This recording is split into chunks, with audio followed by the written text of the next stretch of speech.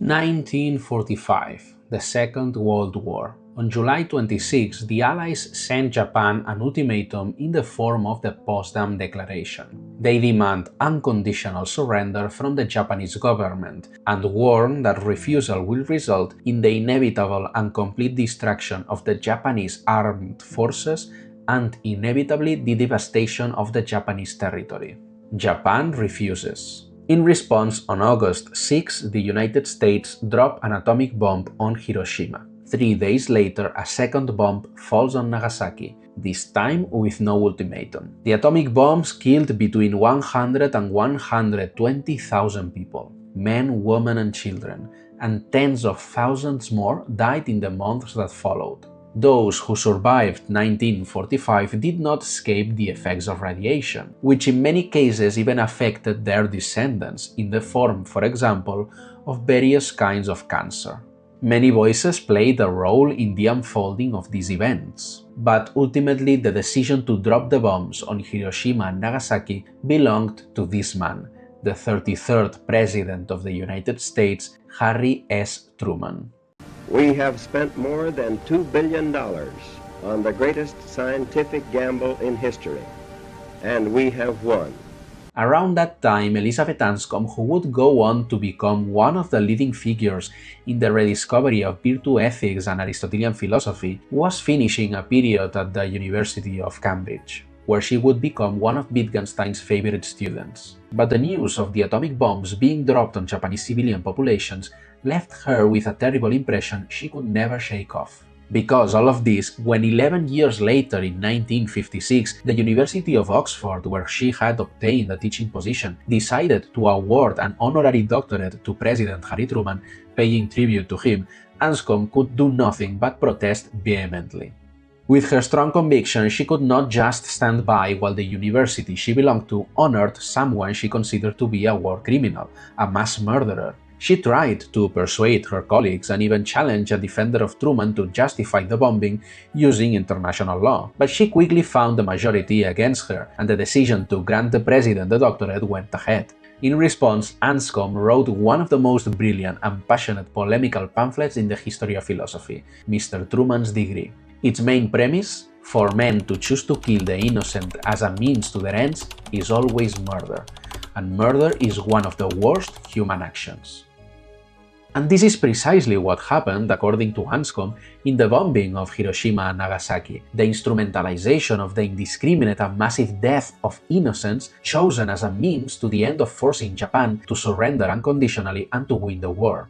"Don't be moralistic," her critics cried out. "The action was necessary, it had a good outcome, and it probably saved far more lives than it sacrificed." Given the circumstances, Anscombe concedes, that last claim is probably true. But what were the conditions given? Unconditional surrender, the refusal to negotiate peace with the Japanese, something they were more than willing to do, as shown by the fact that they had twice asked Stalin to act as mediator between them and the Allies to negotiate an end to the war, something Truman knew. But come on, Truman didn't build the bomb himself, and he didn't decide to drop them without consulting anyone. No, he merely signed a piece of paper. At most, he was responsible for the decision, and in any case, this would only be an occasional stain on his record. After all, Truman has done many good things in his life as well. Excuses, Anscombe says, that would not have been well received at Nuremberg. The point, in any case, is that the circumstances do not matter, the consequences do not matter.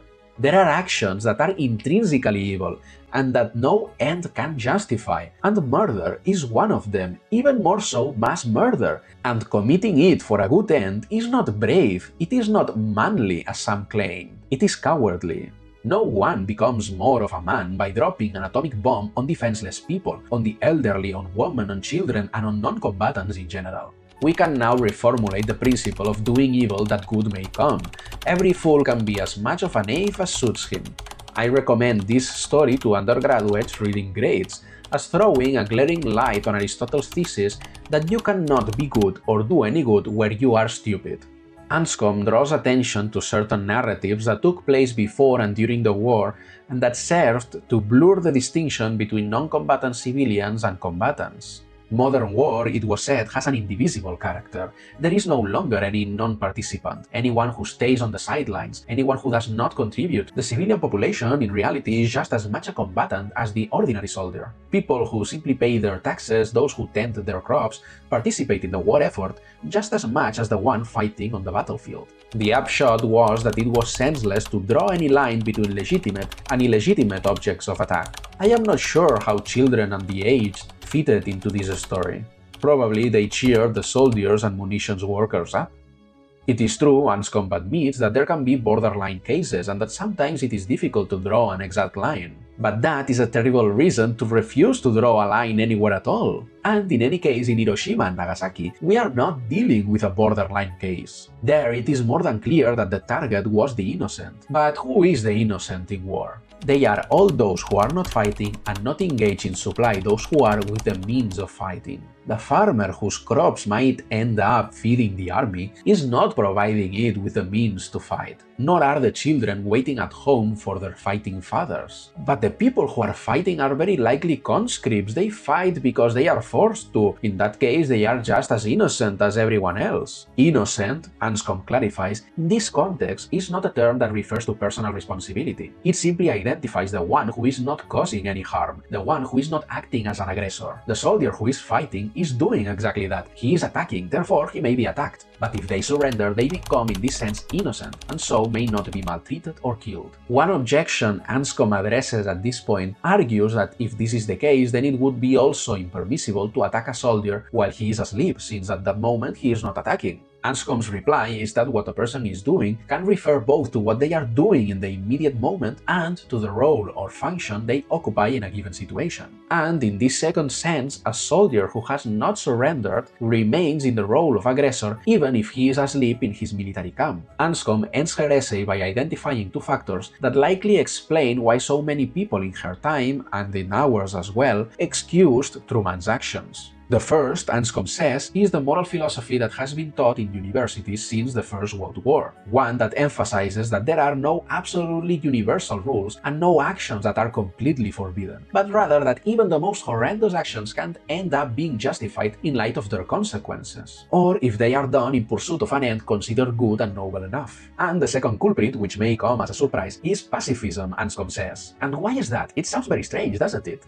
Because pacifism has spread the idea that war is an evil in itself, and one of the worst evils at all. And so many people who respect pacifism, but are not going to accept it, end up thinking that since by going to war we are already doing evil, it doesn't really matter what additional evils we commit. If by waging war we are already deep in the mud of intrinsic evil, what difference does it make to get a little dirtier if that helps us to win? So, notice what Anscombe is saying. Without the idea, without the notion that it can sometimes be just to go to war, the very idea of acting justly in war loses its meaning. And in that way, everything becomes legitimate for those willing to do what is illegitimate. Sir, at the time that you first found out about the atomic bomb, did you regard it as a curse or a blessing to mankind?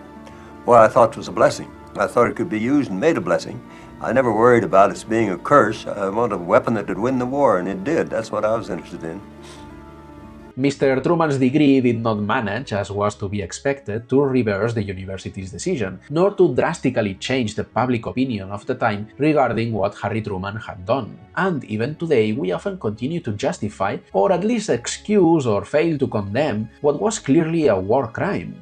We are still part of a generation that is willing to do whatever it takes in order to get its way, to have things done the way we want. Anscombe helps us, I think, to shake a moral conscience that has been lulled to sleep by false philosophies, and to recognize that there are prices simply not worth paying, no matter how noble the goal may be.